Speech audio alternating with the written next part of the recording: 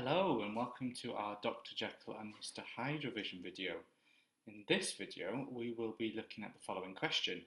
To what extent does Stevenson present Jekyll as responsible for the actions of Hyde? We will begin as always by unpicking the question, then reviewing an overall essay plan, then looking at some key quotations and finishing with a model paragraph. As you watch, take lots of notes and pause to have a go at parts of the analysis by yourself. Bring in any practice paragraphs to be marked, and happy revising. So let's begin by unpicking the question. For best marks, your answer needs to focus intensely on the question itself. Remember that to what extent is asking you to evaluate and demonstrate a sense of argument. It's asking you to weigh up ideas about the text and then present your own opinion. This question is asking you to focus on Jekyll and whether or not he should be blamed for Hyde's actions. And so we will need to consider examples where he can be held responsible, examples where he shouldn't, and then consider the conclusions we can draw from that.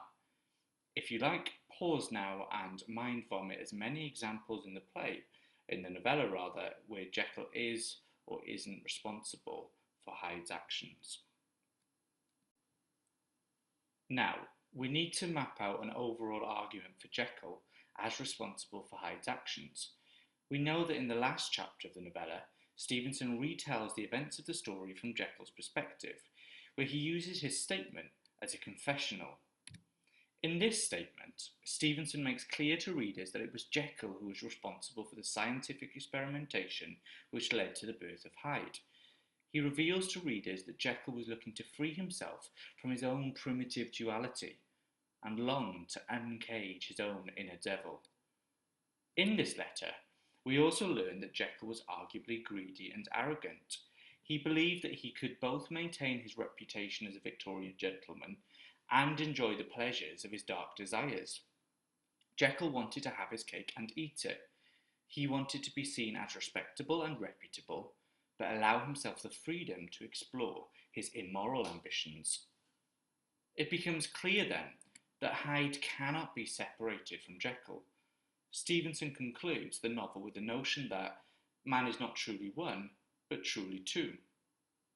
This is not to suggest that Jekyll and Hyde are separate, but that they are two sides of the same coin.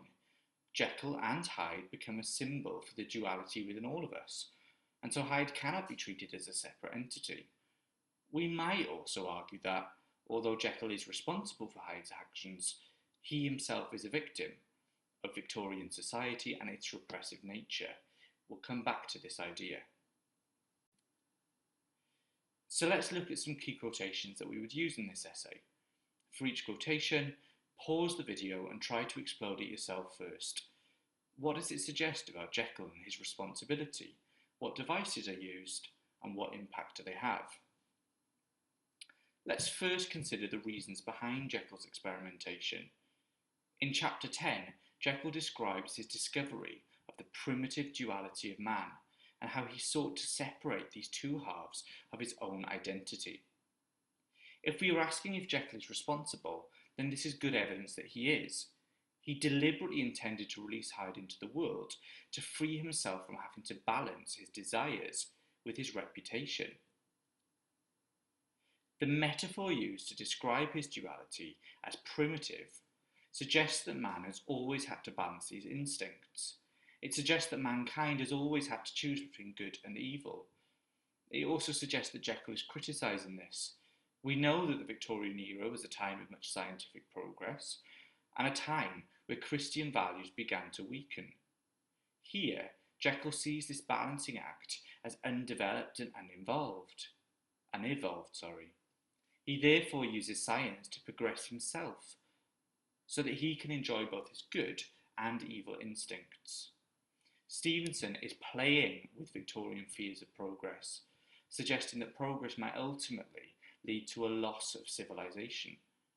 Consider fears of devolution, and how if man had evolved to meet Victorian expectations of civilized behaviour, it might equally devolve to something more violent. Next, let's consider how Jekyll felt when freeing Hyde. Here, Jekyll seems to relish the freedom of Hyde. His tone is one of excitement and relief when he describes his devil, Hyde, being set free upon the world. Remember that Hyde is responsible for terror, violence, and murder. Jekyll acknowledges that he is the devil, but he does not seem too worried about his unleashing at this point. Perhaps Jekyll is criticising Hyde being caged by society. He seems to believe that we should have the freedom to satisfy both sides of our identity. This is further developed through the metaphor caged, which evokes an image of Hyde imprisoned by civilization. Jekyll is clearly responsible for Hyde's actions in this respect. Stevenson also has Jekyll use the pronoun my to indicate that Jekyll knows Hyde belongs to him. They are part of the same identity. Stevenson is rejecting the binary opposition of good and evil, those two polar opposites, and he's affirming that we all have both. He's again playing with Victorian fears that society was not as evolved and civilized as it liked to believe. We know that at this time there was an undercurrent of crime and violence beneath this civilized facade, and Stevenson is emphasizing that evil belongs to us all.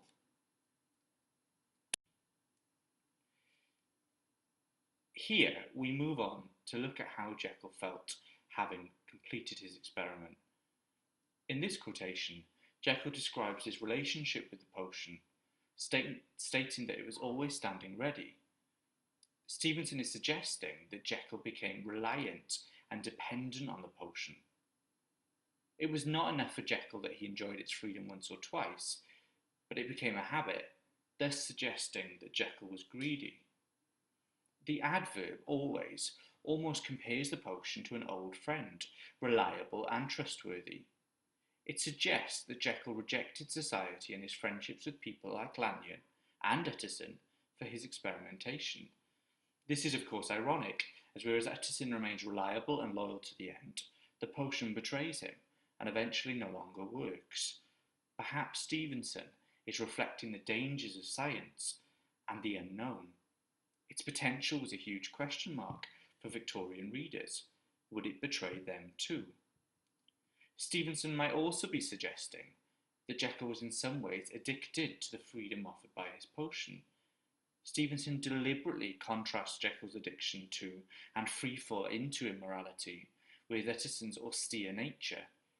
Remember that upper Victorian society was expected to be publicly austere, and so Jekyll embracing the delights of his potion and then becoming addicted to it could reflect attitudes towards drugs and alcohol. When describing his transformation from Hyde back into Jekyll, Stevenson has Jekyll use the simile like a stain of breath upon a mirror, conjuring an image of Hyde disappearing instantaneously. It suggests the ease at which Hyde would disappear initially. It's of course ironic, as we know that it becomes increasingly more difficult for Jekyll to control Hyde's role in his life. This conveys a tone of arrogance and pride.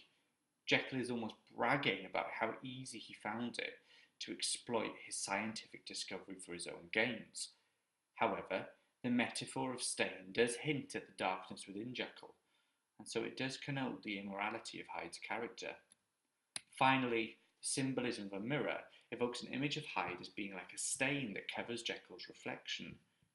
It is as though Hyde is a disguise laid upon Jekyll's image. Stevenson is emphasising here that, like a breath, Hyde came from within Jekyll. They are ultimately inseparable, and so Jekyll must be held responsible. We now move on to our concluding arguments about Jekyll's responsibility. Stevenson concludes the novella with the following assertion from Jekyll, that man is not truly one, but truly two. We know here that man is a metonym for mankind, humanity and civilization, and here Jekyll is emphasizing his discovery that we do not live in binary oppositions of good and evil, but that we all have both. It establishes the main conclusion of the novella's theme of duality, which has been used to emphasize instead of being a society of two halves, both good and bad exists within us all. It reflects Victorian ideas about society and how the ruling classes tried to publicly portray themselves as above crime and violence, and how disreputable acts were hidden in the shadows and not spoken about. We know that Stevenson was fascinated with Deacon Brodie, who was outwardly respectable but responsible for crime, and so this quotation asserts that regardless of our status and public appearance, we all have potential for good and evil. Utterson is another far less extreme example of this. While the opening of the novella establishes him as austere and choosing to be ignorant of others' misdeeds, he becomes curious and even obsessed with the misdeeds of Hyde.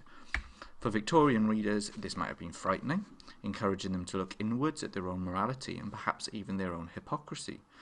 It might, however, have been rather comforting. If we all have potential for good and evil, it means that we all have a choice, and that we are not predestined from birth to fall one way or the other. Stevenson might, therefore, be establishing Jekyll as the true agent of Hyde's crimes. He had the choice between his good and evil instincts, and he chose, despite an outwardly moral, religious, and reputable appearance, to fulfill his evil desires. Finally, a quotation that we might use to springboard an alternative argument, or at least introduce some contention or debate to our essays. In Chapter 7, when Utterson and Enfield see Jekyll at his window, he is described with a simile as being like some disconsolate prisoner. At this point of the novella, it suggests that Jekyll has imprisoned himself in order to try and control Hyde and prevent him from any further evil. This could be used to argue that, while he is responsible for unleashing Hyde, Jekyll did try to stop any further violence, suggesting he felt guilt and remorse. The simile could be examined to further represent Jekyll as a prisoner in other ways. He is both imprisoned by Hyde, but also a prisoner of society. We know that Victorian society, particularly for the ruling classes, was very repressive. Like Utterson, reputable people were expected to be austere with themselves and both pious and religious. The pressure to maintain this public image might have been considerably difficult, and so perhaps Stevenson is exploring the dangers of such social repression. Jekyll ends up bottling his inner Hyde, so that when it is released, it comes out roaring. Okay then, just to finish, let's review how we'd write about this. Remember, we need to start with a thesis, then introduce our evidence, then explain our evidence, perhaps literally and figuratively, then pick out individual techniques, language, form and structure, then analyse their impact, zoom in on key details, and then zoom back out to the writer's ideas in context. So here's my model paragraph. You can pause the video here to have a little read through. Notice I've not included everything we've discussed, but just focus on that first quotation and made sure that I've written a lot about a little.